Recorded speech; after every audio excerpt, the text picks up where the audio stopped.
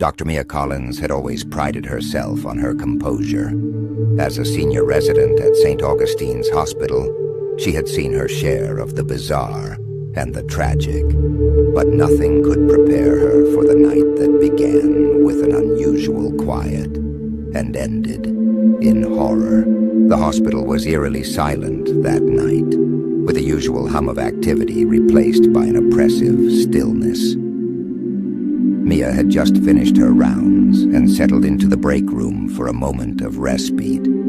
Her colleague, Nurse Jenna, sat across from her, sipping coffee and flipping through a magazine. The clock on the wall ticked loudly, each second echoing in the empty corridors.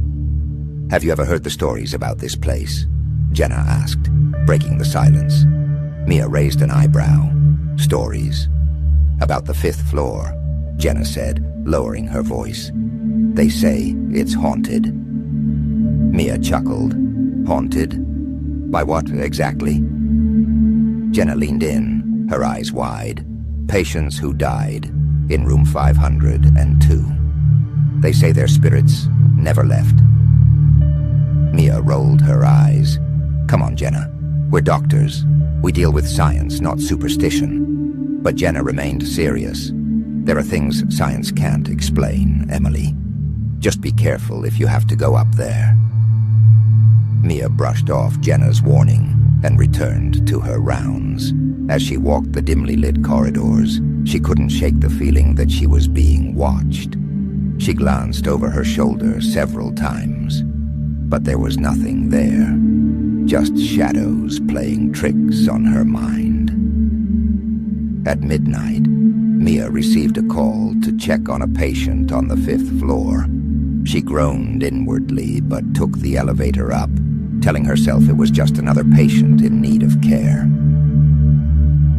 The doors opened to reveal a dark, empty hallway. The fluorescent lights flickered above, casting long shadows. Room 502 was at the end of the hall. As Mia approached, she heard a faint whispering sound. She paused, straining to listen, but it stopped as suddenly as it began. She shook her head, dismissing it as a product of her overactive imagination, and entered the room. Inside, the air was thick and cold, an unnatural chill that seeped into her bones. The patient, an elderly woman named Mrs. Harris, lay motionless in bed. Her eyes were open, staring blankly at the ceiling. Mia checked her vitals. Everything seemed normal, but Mrs. Harris's gaze was unsettling. "Mrs. Harris, can you hear me?" Mia asked softly. The woman's eyes shifted to meet Mia's, and she whispered, "They're here." Mia frowned. "Who's here?" But Mrs. Harris just stared at her, unblinking, and repeated, "They're here." A sudden crash in the hallway made Mia jump. She rushed out of the room, her heart pounding. A gurney had tipped over, its wheels still spinning, but there was no one around. "Who's there?" Mia called out, but her voice echoed back at her. She took a deep breath and righted the gurney, then returned to Mrs. Harris's room, only to find the bed empty. The sheets were neatly folded, and there was no sign the woman had ever been there. Panic surged through Mia. She checked the room number again, 502, but it was as if Mrs. Harris had vanished into thin air. Mia hurried to the nurse's station, her mind racing. "Jenna, did you move Mrs. Harris from room 502? Jenna looked up, confused. "Mrs. Harris?" "Mia, there is no Mrs. Harris in room 502. That room's been empty for months." Mia's blood ran cold. "But I just saw her. I was just in there." Jenna shook her head. 502 is closed off, Mia.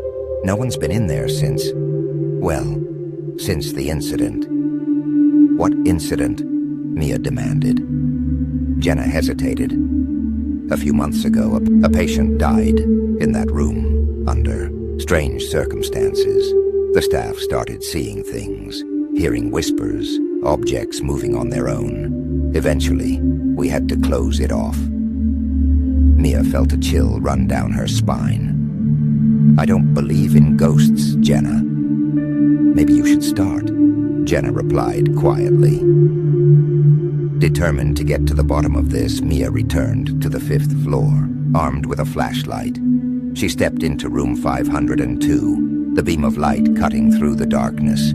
The room was as empty as before. She approached the bed, her heart hammering in her chest. Suddenly, the temperature dropped even further, and Mia saw her breath misting in the air. The whispering started again, louder this time, filling the room with a cacophony of voices. She turned, shining her flashlight into every corner, but saw nothing. "Who's here?" she shouted, her voice trembling. The whispering stopped, replaced by a single voice that seemed to come from everywhere and nowhere at once. "You shouldn't be here." Mia's flashlight flickered and went out, plunging her into darkness. She fumbled for her phone, using its weak light to find her way back to the door, but it wouldn't budge. It was as if an invisible force was holding it shut. "Let me out!" Mia cried, pounding on the door. The whispers grew louder, more insistent. Mia covered her ears, trying to block them out, but they seemed to seep into her mind, filling her with a sense of dread. She sank to her knees, tears streaming down her face. Suddenly the door flew open, and she stumbled out into the hallway. She looked back to see the room bathed in an unnatural, flickering light. Shadows danced on the walls, twisting and contorting into grotesque shapes. Mia ran, her footsteps echoing through the empty halls. She didn't stop until she reached the safety of the break room. Jenna found her there, shaking and pale. "Mia, what happened?" Jenna asked, concerned. Mia could barely speak. "The room, it's not empty. Something's there." Jenna nodded grimly. "I told you, Mia. Some things science can't explain." From that night on, Mia never questioned the stories about St. Augustine's Hospital. The 5th floor remained closed, a silent reminder of the things that lurked in the shadows, waiting for their next victim. And Mia, once a skeptic, now knew that some fears were all too real. Jonathan had always considered himself a man of rationality. Working the graveyard shift at St. Margaret's Hospital morgue for the past 5 years had solidified his skepticism about ghosts and the supernatural. To him, the dead were just bodies, empty vessels devoid of any spiritual presence. Tonight, however, would challenge his beliefs in ways he never anticipated. It was a cold, stormy night. Rain battered the windows of the basement-level morgue, and occasional flashes of lightning illuminated the sterile white walls and steel equipment. Jonathan was alone, as usual, meticulously cataloging the latest arrivals. His only company was the persistent hum of the fluorescent lights and the steady tick-tock of the clock on the wall. At 2 a.m., he received a call from the emergency room. They were sending down a body, a John Doe who had succumbed to injuries from a car accident. Jonathan prepared the paperwork and waited. The hospital gurney arrived, pushed by an orderly who looked equally exhausted.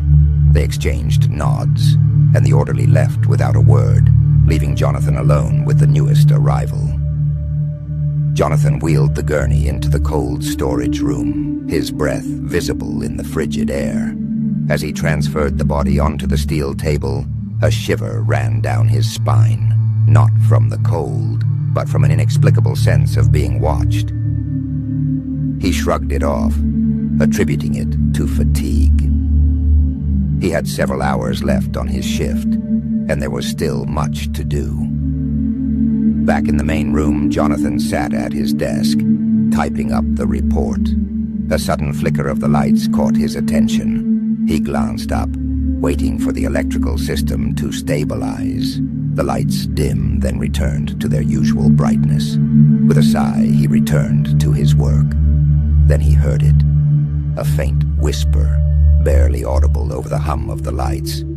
He paused, listening intently. The whisper seemed to come from the direction of the cold storage room. Jonathan's heart pounded in his chest as he stood up, clutching his flashlight. The rational part of his mind insisted it was just the wind or a draft, but curiosity and a sense of duty compelled him to investigate. He approached the cold storage room cautiously, the flashlight beam cutting through the darkness. The whispering grew louder, more distinct. It wasn't just a single voice. It was a chorus of murmurs, as if multiple people were speaking at once. Jonathan's grip on the flashlight tightened as he pushed open the heavy door. Inside, the room was as it should be, cold, sterile, and still. The bodies lay motionless on their slabs, shrouded in white sheets. The whispers, however, persisted, filling the air with an eerie, disembodied conversation. Jonathan swept the room with his flashlight, finding nothing out of place. The whispers seemed to be coming from everywhere and nowhere at once. Suddenly, the door slammed shut, behind him, plunging the room into darkness. Jonathan's heart leapt into his throat as he spun around, the flashlight beam darting erratically. He rushed to the door, but it wouldn't budge. Panic set in as he pounded on the door, shouting for help. His cries echoed back at him, unanswered. As he stood there, breathless and terrified, the whispers grew louder, more insistent. They seemed to be saying his name, over and over. Jonathan. Jonathan. No, he muttered, backing away from the door. This isn't real. It can't be real. The flashlight flickered and died, plunging him into pitch blackness. In the oppressive silence, he could hear his own heartbeat, fast and erratic. Then out of the darkness, a new sound emerged, a soft, shuffling noise, like footsteps on the tiled floor. Jonathan's eyes strained to see in the darkness, but it was futile. The footsteps grew closer, and the whispers seemed to surround him, filling his mind with a cacophony of voices. He felt a cold breath on the back of his neck and whirled around, but there was nothing there. Desperate to escape, he fumbled in his pocket for his phone, the screen casting a dim light in the gloom. He dialed the hospital security, his hands shaking so badly he nearly dropped the phone. The line rang once, twice, then connected. Security, a voice answered. "This is Jonathan, in the morgue," he gasped. "I'm trapped in the cold storage room. There's something here with me. Please hurry. We'll send someone down right away." The guard replied, his tone skeptical. Jonathan ended the call and huddled against the wall, the phone's light his only solace. The whispers continued, growing louder and more aggressive. He covered his ears, trying to block them out, but they seemed to penetrate his very thoughts. After what felt like an eternity, the door finally creaked open, and the harsh fluorescent light flooded the room. Jonathan squinted against the brightness, his eyes adjusting slowly. Two security guards stood in the doorway, their expressions a mix of concern and confusion. "Are you okay?" one of them asked, stepping forward. Jonathan nodded shakily, rising to his feet. I heard voices, whispers." The door locked on its own. The guards exchanged glances, clearly skeptical. "Let's get you out of here," the other guard said, leading Jonathan out of the cold storage room. Back in the main room, Jonathan tried to compose himself. He knew how ridiculous his story sounded, but the terror he felt was real. As the guards left, assuring him they'd check the security footage, Jonathan sat down, his mind racing. The rest of his shift passed in a blur. He finished his reports mechanically, avoiding the cold storage room as much as possible. When dawn finally broke, he left the morgue with a sense of profound relief. Days turned into weeks, and the incident became a distant, unsettling memory. Jonathan never mentioned it to anyone, fearing ridicule. But every night, as he worked his solitary shift, he couldn't shake the feeling of being watched, of whispers just beyond the edge of hearing. Months later, Jonathan received a call from one of the security guards who had rescued him that night. "We finally reviewed the footage," the guard said, his voice strained. "You're not going to believe this, but there were no voices, no footsteps, and the door didn't lock on its own. But the cameras picked up something else." "What?" Jonathan asked, dread curling in his stomach. "There was a figure standing right behind you the entire time. We couldn't make out any details, but it was there." Jonathan's blood ran cold. He thanked the guard and hung up, staring at the morgue's entrance. The rational part of his mind struggled to comprehend what he had heard, but deep down, he knew the truth. The morgue wasn't just a place for the dead. It was a place where the boundaries between the living and the dead blurred, where whispers from beyond the grave echoed through the night, and he would never be alone there again.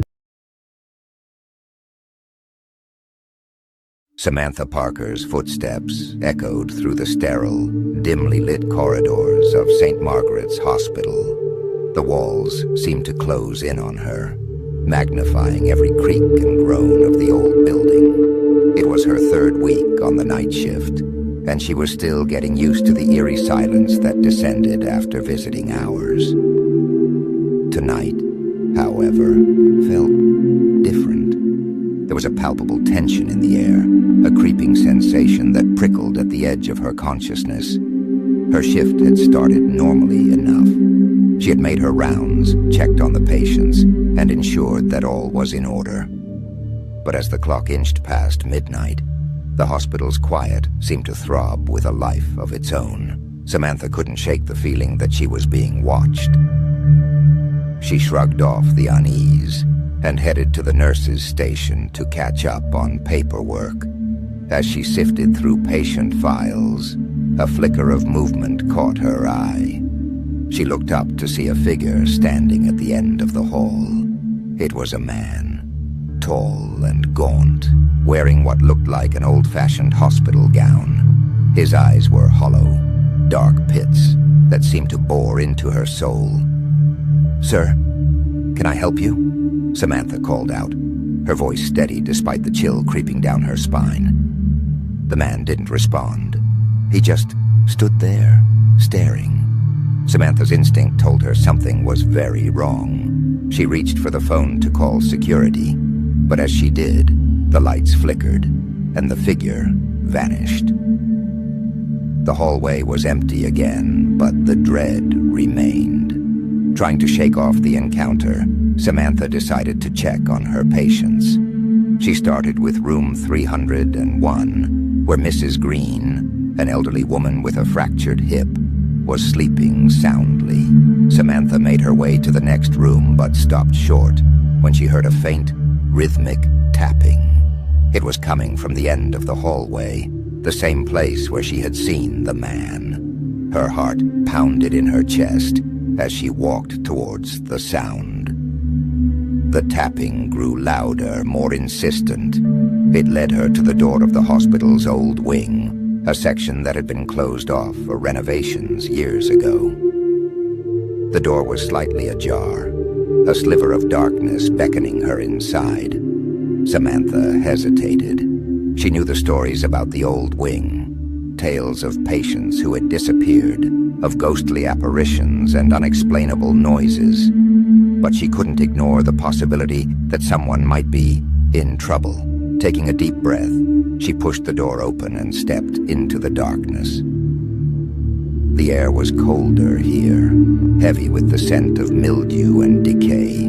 Her Her flashlight cut through the gloom, revealing dusty equipment and peeling wallpaper. The tapping had stopped, replaced by an oppressive silence that pressed down on her. She moved forward cautiously, the beam of her flashlight dancing over abandoned gurneys and empty beds. As she turned a corner, she nearly screamed. The man from the hallway was standing there, his back to her, the same rhythmic tapping coming from his fingers drumming against the wall. "Sir, you can't be here," she said, her voice trembling. "You need to come with me." He turned slowly, and Samantha's breath caught in her throat.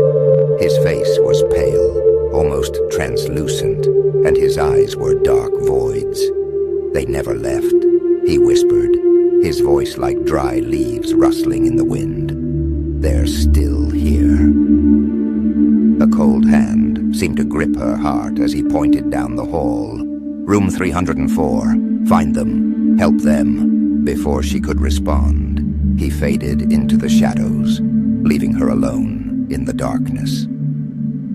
Samantha's hands shook as she made her way to room 304.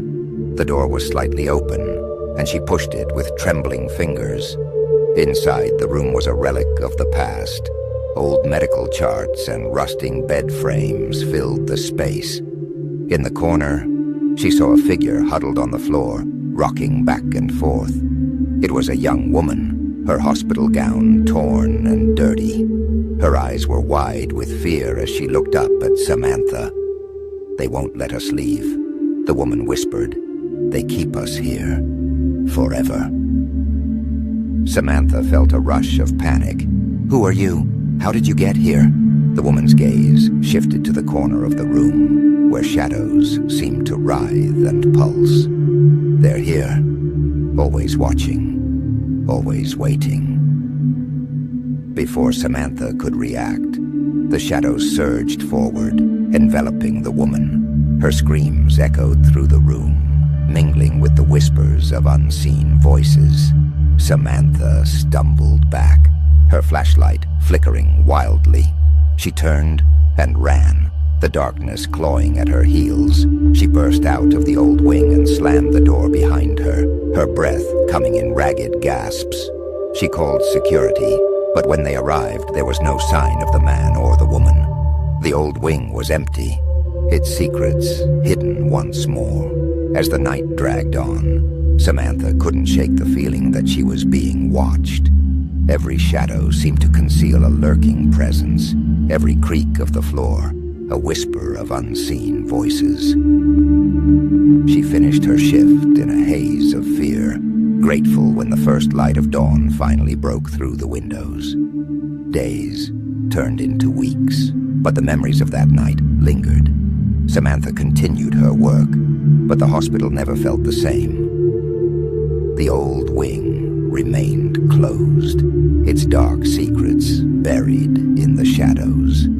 But every now and then she would catch a glimpse of a tall, gaunt figure in the corner of her eye, a reminder that some spirits never rest. And as the nights grew longer, the whispers grew louder, promising that one day she too would join them in the darkness.